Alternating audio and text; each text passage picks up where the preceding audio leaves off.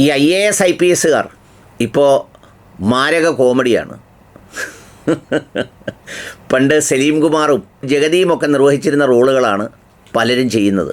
പണ്ട് ഈ പദവിക്കൊക്കെ വലിയ ബഹുമാനാദരങ്ങളുണ്ടായിരുന്നു. നിങ്ങൾക്ക് എത്ര പേർക്ക് അറിയാമെന്ന് എനിക്കറിയില്ല. ഈ 60 വയസ്സ് 62 വയസ്സിലൊക്കെ ഈ കളം വിട്ട് തസ്തികകളിൽ നിന്ന് വിരമിച്ചതിൽ ഒരു 90% പേരും വിവിധ സ്ഥലങ്ങളിലായി സർക്കാർ കാറും പെൻഷൻ കൂടാതെ അധിക ശമ്പളവും സ്റ്റാഫും ബാക്കിയുള്ള ഏർപ്പാടുകളുമൊക്കെയായി വളരെ ഭംഗിയായി വിരാജിക്കുകയാണ്. അവരുടെ സംഭാവനകളെക്കുറിച്ചൊക്കെ ഒരു സോഷ്യൽ ഓഡിറ്റ് നടത്തിയാൽ വളരെ രസകരമായ കാര്യമാണ്. അടങ്ങി ഒതുങ്ങി എവിടെയെങ്കിലും ഇരിക്കുന്നവരെക്കുറിച്ച് ഞാനിപ്പോൾ ഒന്നും പറയുന്നില്ല. അതല്ലാതെ ചിലരൊക്കെ ഇപ്പോഴും നിന്ന് പലതരം കാര്യങ്ങൾ ചെയ്യുമ്പോൾ ചിരി വരാറുണ്ട്. കഴിഞ്ഞ ദിവസം നമ്മുടെ ജയകുമാർ സാറ്, ശബരിമലയിലെ പുതിയ ദേവസ്വം പ്രസിഡൻ്റായി നിയമിച്ച ജയകുമാർ സാറ് പറഞ്ഞ ഒരു വലിയ കാര്യമുണ്ട്. ശബരിമലയിലെ ഈ സ്ഥിതിക്ക് ആകെ മാറ്റം വരുത്തുന്ന ഒരു നിർണായകമായ ഇടപെടൽ പുള്ളി നടത്തിയിരിക്കുന്നു. എന്ന് പറഞ്ഞാൽ ഇനി മുതൽ അയ്യപ്പന്മാർക്ക് സദ്യയിൽ പപ്പടവും പായസവും കൂടി ഉൾപ്പെടുത്താൻ ചരിത്രപരമായ ഒരു തീരുമാനം അദ്ദേഹം എടുത്തു. അത് കേട്ട് ചിലരൊക്കെ അദ്ദേഹത്തിനെ കളിയാക്കിയെങ്കിലും എനിക്ക് കളിയാക്കാൻ തോന്നിയില്ല. കാരണം അദ്ദേഹം മലയാള സർവകലാശാലയിൽ ഇരിക്കുമ്പോഴും അവിടുത്തെ ക്യാൻറ്റീനിൽ സമാനമായ പരിഷ്കരണങ്ങൾ വരുത്തിയ ആളാണ്. എന്നിട്ട് ആ യൂണിവേഴ്സിറ്റിയിലെ ഒരു മൂത്രപ്പര പോലും റെഡിയാക്കി ആ യൂണിവേഴ്സിറ്റിയെ ഒരു സെൻറ്റർ ഓഫ് എക്സലൻസോ എന്തെങ്കിലും ആക്കാനുള്ള ഒരു എഫേർട്ടും, ഒന്നാമത് പ്രായാധിക്യം, രണ്ടാമത്തെ കാര്യം പെർഫോമൻസിൻ്റെ ഒരു ലെവലൊക്കെ കഴിഞ്ഞവർ ഇനി എന്തോ പെർഫോം ചെയ്യാനാ, അങ്ങനെ ഇരുന്ന് പോവുകയുള്ളൂ. അപ്പോൾ ഏതായാലും അങ്ങനെ പോകുന്നു. പുള്ളിയെ കൊണ്ട് പിന്നെ വേറെ സാമൂഹ്യ ശല്യമൊന്നുമില്ല. അദ്ദേഹത്തിന് ഈ പദവിയൊക്കെ മുടങ്ങാതെ കിട്ടുന്നതുകൊണ്ട് വേറെ ബുദ്ധിമുട്ടത്തില്ല. അത് കിട്ടാതെ വന്ന ചിലർ വലിയ പ്രയാസത്തിലും ദുഃഖത്തിലുമാണ്. അവരാണെങ്കിൽ വലിയ ശല്യമാണ് ചെയ്യുന്നത്. അതിലൊന്നാണ് നമ്മളിപ്പോൾ IPS ഇട്ട് IPS വെട്ടിയൊക്കെ ചെയ്ത നമ്മുടെ ശ്രീലേഖ മാഡം. രണ്ടാമത്തെ നമ്മുടെ സെൻകുമാർ സാർ ഇപ്പോൾ ഒരു ചാനലൊക്കെ അങ്ങോട്ട് തുടങ്ങി അങ്ങോട്ട് കാച്ചുകയാണ്. അദ്ദേഹം ഈ പുതിയ ലേബർ കോഡിനെ കുറിച്ച് പറഞ്ഞു കേട്ടപ്പോൾ ഞാൻ ഏതോ സിനിമയിലെ ഡയലോഗ് പോയി, എന്ത് തേങ്ങയാണ് സാർ ഈ പറയുന്നതെന്ന്. കാരണം ലക്ഷക്കണക്കിന് രൂപ ശമ്പളം വാങ്ങിച്ചുകൊണ്ട് ഈ ജീവിതത്തിലെ തൊഴിലാളികളോ തൊഴിലാളി പ്രശ്നങ്ങളോ ലോക്കൗട്ടോ കഷ്ടപ്പാടുകാരെയോ കുറിച്ച് യാതൊരു വിവരവും ബോധവുമില്ലാതെ ജീവിതകാലം മൊത്തം ഇങ്ങനെ നടന്ന് ഇനി എന്തെങ്കിലും പ്രതീക്ഷിച്ച് ഇരുന്ന് വിദ്വേഷം വിളമ്പുന്ന ഈ സെൻകുമാർ ഏത് ലേബർ കോഡ് കണ്ടിട്ടാണ് അതിൻ്റെ ഈ ഗുണഗണങ്ങൾ വർദ്ധിക്കുന്നത് എന്ന് ഒട്ടും മനസ്സിലായില്ല. യഥാർത്ഥത്തിൽ ഈ ലേബർ കോഡിലൂടെ ഇന്ത്യയിലെ തൊഴിലാളി എന്ന് പറയുന്ന വിഭാഗത്തിൻ്റെ അസ്തിത്വത്തിൻ്റെ അടിവേരറുക്കുകയാണ് യഥാർത്ഥത്തിൽ ചെയ്യുന്നത്. മറ്റേതെങ്കിലും രാജ്യമായിരുന്നെങ്കിൽ എന്നേ തൊഴിൽ പ്രക്ഷോഭങ്ങൾ വളരെ ഗൗരവമായി ഉണ്ടാകേണ്ട സന്ദർഭമാണ്. കേരളത്തിൽ പോലും അതിൻ്റെ ചർച്ചയൊക്കെ നേരത്തെ നടന്നിരുന്നു എന്ന് നമ്മുടെ വിദ്യാഭ്യാസ വകുപ്പ് മന്ത്രി ഈ ശിവൻകുട്ടി സാറ് പറയുമ്പോൾ അതിനെക്കുറിച്ചൊക്കെ വേവലാതിപ്പെടുന്നതിനപ്പുറത്ത് നമ്മൾ ഗർഭത്തിൻ്റെ കഥകളിൽ ഇങ്ങനെ കുടുങ്ങി സന്തോഷത്തോടെ അത് കണ്ട് ഈ പ്രസവിച്ചോ ഇല്ലയോ എന്നുള്ള തിരക്കിൽ നടക്കുമ്പോൾ ഈ ലേബർ കോഡ് എന്ന പേരിൽ ഈ രാജ്യത്ത് നടന്ന ഒരു വൻ ചതി അല്ലെങ്കിൽ നടക്കാൻ പോകുന്നത് എന്താണെന്ന് സമൂഹം അറിയണം. രത്നച്ചുരുക്കം ഞാൻ പറയാം. വിശദമായി സംസാരിക്കാൻ വർക്കിച്ചൻപേട്ട എന്ന് പറയുന്ന ഈ മേഖലയിൽ വലിയൊരു എക്സ്പേർട്ടുണ്ട്. വർഷങ്ങളോളം ജോലി ചെയ്ത് അതിനുശേഷം ഈ മേഖലയിലെ ഒരു അവസാന വാക്ക് എന്ന നിലയിൽ ഉപയോഗിക്കാൻ കഴിയുന്ന അദ്ദേഹത്തിൻ്റെ കോൺടാക്ട് നമ്പറും കൊടുത്തേക്കാം. കാരണം പലരും വിളിച്ച് ചോദിക്കുന്നുണ്ട് ഇത് മുഴുവനായി മനസ്സിലാക്കാൻ. അദ്ദേഹത്തിനെ പോലെ ഒരാളിനെ കൊണ്ട് ഇതിനെക്കുറിച്ച് സംസാരിപ്പിച്ചാൽ അത് പൂർണ്ണമായും വ്യക്തമാകും. അതായത് ഈ ലേബർ കോഡ് നടപ്പിലാകുന്നതോടുകൂടി 2 അടിസ്ഥാനപരമായ കാര്യങ്ങൾ തൊഴിലാളിയുടെ അങ്ങ് ഇല്ലാതാകുകയാണ്. ഒന്ന്, സ്ഥിരം ജോലി എന്ന് പറയുന്ന അവൻ്റെ ആ സാധ്യത എന്നേക്കുമായി അടയുന്നു. 2, ഇനി അവൻ്റെ ഒരു അവകാശത്തിന് വേണ്ടി സമരം ചെയ്യാനുള്ള അവസരവും ഇല്ലാതാകുന്നു. എന്ന് പറഞ്ഞാൽ സ്ഥിരം ജോലിയും ഇല്ലാതാകുന്നു, അവകാശത്തിന് വേണ്ടി സമരം ചെയ്യാനുള്ള അവസരവും ഇല്ലാതാകുന്നു. ഈ അവകാശത്തിന് വേണ്ടി സമരം ചെയ്യുന്ന കാര്യം പറയുമ്പോൾ നമ്മളൊക്കെ പെട്ടെന്ന് ഓർമ്മ വരുന്നത് ഏതെങ്കിലുമൊക്കെ കൊച്ചു ഫാക്ടറികൾ ഈ രാഷ്ട്രീയക്കാരന്മാർ മുൻകൈ എടുത്ത് അത് അടപ്പിച്ച ചിന്തകൾ വെച്ച് ഈ തീരുമാനത്തെ നിങ്ങൾ വിലയിരുത്തരുത്. ഈ രാജ്യത്ത് 50 കോടിയിലധികം ജനങ്ങൾ തൊഴിലാളികളാണ്. സംഘടിത മേഖലയിലും അസംഘടിത മേഖലയിലുമായിട്ട് അവർ ജോലി ചെയ്തു പോരുകയാണ്. ഈ സംഘടിത മേഖലയിലും അസംഘടിത മേഖലയിലും ഉള്ള തൊഴിലാളികൾക്ക് ഇപ്പോൾ നടപ്പിലാക്കുന്ന ഈ നിയമങ്ങൾ നടപ്പിലാക്കിയാൽ അവർ യഥാർത്ഥത്തിൽ തൊഴിലാളികളല്ല തൊഴിലടിമകളായി മാറുന്ന ഒരു സ്ഥിതിവിശേഷം ഉണ്ടാവും. ആ തൊഴിലടിമകളായി മാറാതിരിക്കണമെങ്കിൽ ഈ സംഗതിയെ ഏറ്റവും ഗൗരവമായി നമ്മൾ കാണേണ്ടത് വളരെ അത്യാവശ്യമാണ്. ഇവിടെ ഏറ്റവും പ്രധാനമായി നമ്മൾ മനസ്സിലാക്കേണ്ട ഒരു കാര്യം, ഇന്ത്യയിലെ ഒട്ടുമിക്ക പൊതുമേഖലാ സ്ഥാപനങ്ങളും സ്വകാര്യവൽക്കരിച്ചു. ഒട്ടുമിക്ക സേവനങ്ങളും കോൺട്രാക്റ്റ് കൊടുത്തു. ഇനിയിപ്പോൾ റെയിൽവേ പോലും സ്വകാര്യവൽക്കരണത്തിൻ്റെ പാതയിലാണ്. സ്വകാര്യവൽക്കരണത്തിനൊരു മുതലാളി ഒരു സംഗതി എടുത്തു കഴിഞ്ഞാൽ പിന്നെന്താ ചെയ്യുന്നത്? അത് കോൺട്രാക്റ്റ് കൊടുക്കുകയാണ്. ഈ സ്വകാര്യവൽക്കരണം കൊണ്ട് ജോലി നഷ്ടപ്പെടുമോ എന്ന് ആശങ്കപ്പെടുമ്പോൾ ഈ സെൻകുമാറിനെ പോലെയുള്ള അടിമവാദികൾ ഒരു തേങ്ങാക്കൊലയും മനസ്സിലാക്കാതെ ഈ ചെയ്യുന്നവരെ നക്കി എന്തെങ്കിലും പദവി ഒപ്പിക്കാൻ വേണ്ടി ശ്രമിക്കുന്നവർ പറയുന്നൊരു പറച്ചിലുണ്ട്. അങ്ങനെ സ്വകാര്യവൽക്കരിച്ചാൽ തൊഴിലില്ലാതാവുമോ, കൂടുതൽ തൊഴിലവസരങ്ങൾ ഉണ്ടാവില്ലേ എന്നൊക്കെ പറയും. അങ്ങനെ സ്വകാര്യവൽക്കരിച്ച ശേഷം ഈ കോൺട്രാക്ടർമാർക്ക് ഏറ്റവും ഗുണകരമാകുന്ന രീതിയിൽ പണിയെടുക്കുന്നവനെ ഒരടിമയാക്കി മാറ്റാൻ കഴിയുന്ന രീതിയിലേക്കുള്ള പുതിയ നയങ്ങളും നിലപാടുകളുമാണ് ഈ പുതിയ ലേബർ കോഡിലുള്ളത്. ഈ ലേബർ കോഡെന്ന് പറയുന്നത് 29 ആക്റ്റുകളിലായി ഏതാണ്ട് 1232 മറ്റോ സെക്ഷനുകളെ അതെല്ലാം കൂടി ക്രോഡീകരിച്ച് ചുരുക്കി 470 സെക്ഷനുകളിലായി 4 കോഡുകളിലാക്കി മാറ്റി എന്നുള്ളതാണ്. ഇത് പറയുമ്പോൾ ഇത് വലിയ തൊഴിലാളി ഗുണമാണ്, പണ്ടത്തെ കൂട്ട് കോംപ്ലക്സ് അല്ല, പണ്ടത്തെ കൂട്ട് അല്ലാത്ത സംഗതിയല്ല എന്നൊക്കെ നമ്മൾ പറയും.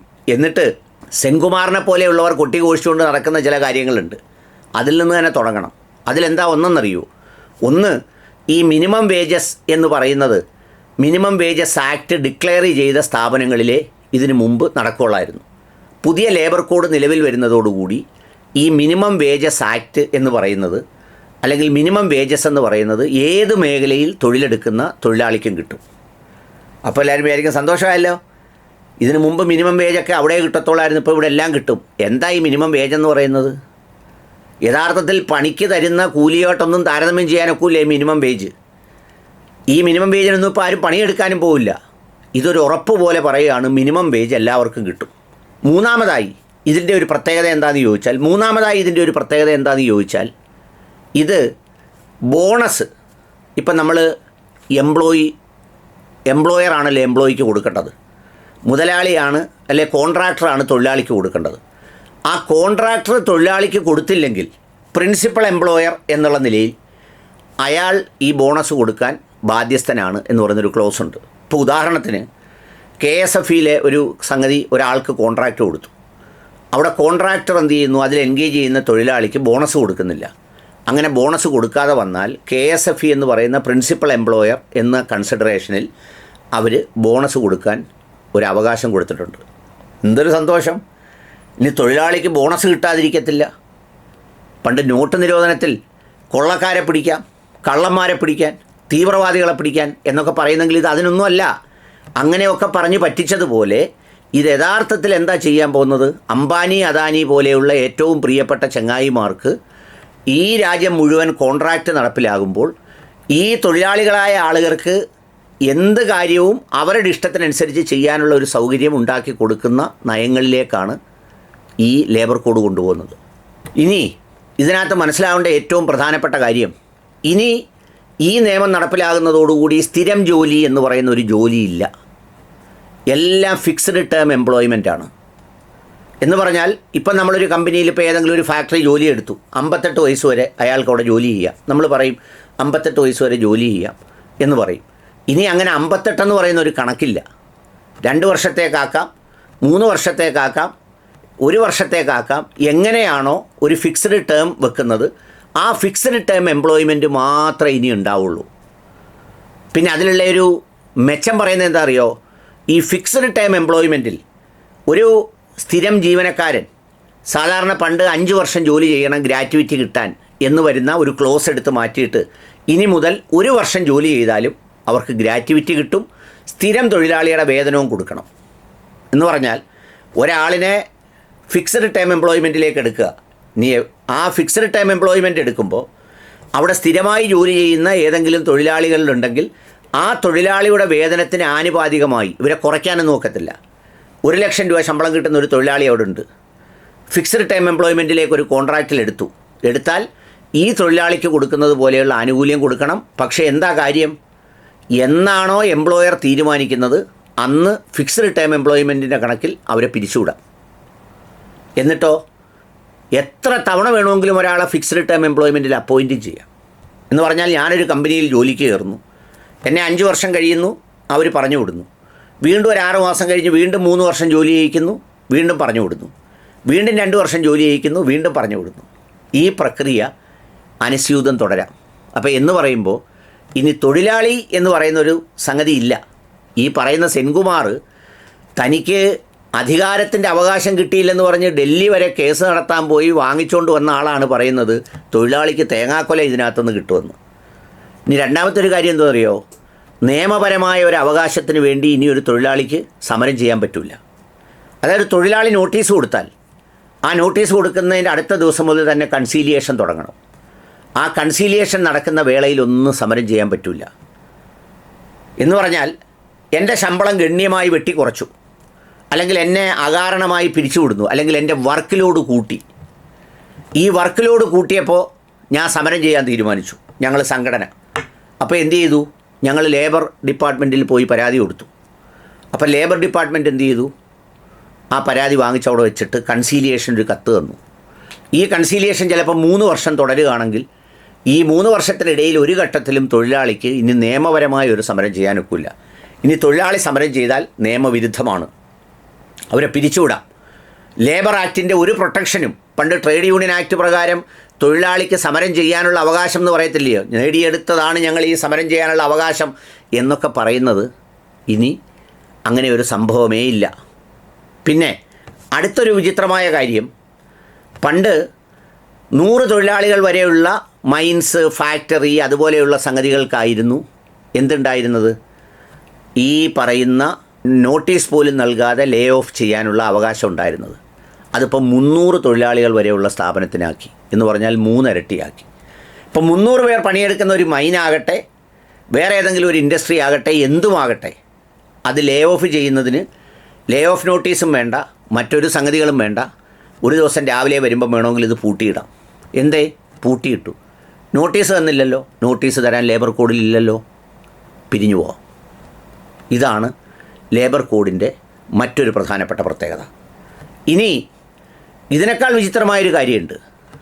ഇൻഡസ്ട്രി എന്ന് പറയുന്ന ഡെഫിനിഷൻ അതിനെ അങ്ങ് മാറ്റിയിട്ട് ഈ ചാരിറ്റബിൾ സൊസൈറ്റീസ് രജിസ്ട്രേഷൻ ആക്ട് പ്രകാരം വരുന്ന സ്ഥാപനങ്ങളെയൊക്കെ അതിൽ നിന്ന് അങ്ങ് ഒഴിവാക്കി, ഇൻഡസ്ട്രിയുടെ പെർവ്യൂവിൽ നിന്ന്. എന്ന് പറഞ്ഞാൽ ഈ ചാരിറ്റബിൾ സൊസൈറ്റി ആക്ട് എന്ന് പറഞ്ഞു കഴിഞ്ഞാൽ ഇപ്പം മഠങ്ങൾ, മാതാമൃതാനന്ദമയി മഠം, അല്ലെങ്കിൽ അതുപോലെയുള്ള ഒരു NGO, അല്ലെങ്കിൽ വിവേകാനന്ദ ഫൗണ്ടേഷൻ, ഇത്തരം സ്ഥാപനങ്ങളെയൊക്കെ ലേബർ ഈ കോഡിൽ നിന്ന്, അല്ലെങ്കിൽ ലേബർ ഇൻഡസ്ട്രി എന്നുള്ള ഡെഫിനിഷനിൽ നിന്ന് അങ്ങ് ഒഴിവാക്കി. അവർക്ക് ഈ ലേബർ നിയമങ്ങളൊന്നും ബാധകമല്ല. അവിടെ ഈ പറഞ്ഞ ഫിക്സ്ഡ് ടൈം എംപ്ലോയ്മെൻറ്റും വേണമെന്നില്ല. അവിടെ ഈ പറഞ്ഞതുപോലെ എന്താ പറയുന്നത്, ഗ്രാറ്റുവിറ്റിയും കൊടുക്കണമെന്ന് നിർബന്ധമില്ല.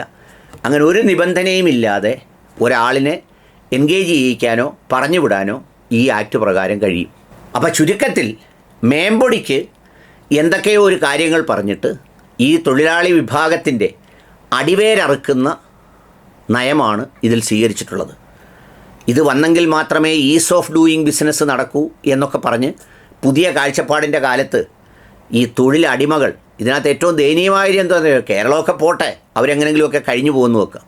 ഉത്തരേന്ത്യയിലൊക്കെ പഴയ കാലത്തെ അടിമത്ത സമ്പ്രദായം നമ്മൾ പണിയെടുപ്പിക്കുന്നതിൽ കാണുന്നത് പോലെയുള്ള ഒരു പുതിയ രാജ്യം സൃഷ്ടിക്കുന്നതിനാണ് ഈ തൊഴിൽ നിയമങ്ങൾ കാരണമാകുക എന്നതാണ് സത്യം.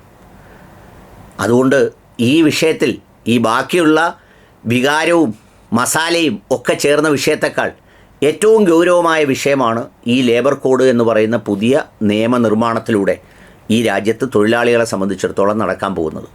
ഇതിന് വിശദമായ വിവരങ്ങൾക്കും ക്ലാസ് എടുക്കുന്നതിനും മറ്റും ഞാൻ നേരത്തെ പറഞ്ഞതുപോലെ വർക്കിച്ചൻ പേട്ട എന്ന് പറയുന്ന ഇതിൽ വളരെ എക്സ്പേർട്ടായിട്ടുള്ള അദ്ദേഹമുണ്ട്. ഞാൻ നിരവധി തവണ അദ്ദേഹത്തിൻ്റെ ക്ലാസ്സുകളിലും ഒക്കെ പങ്കെടുത്തിട്ടുണ്ട്, അദ്ദേഹവുമായി സംസാരിക്കാറുണ്ട്. ഏതായാലും അദ്ദേഹത്തിൻ്റെ നമ്പർ കൂടി ഞാൻ ഇതോടൊപ്പം കൊടുക്കുകയാണ്.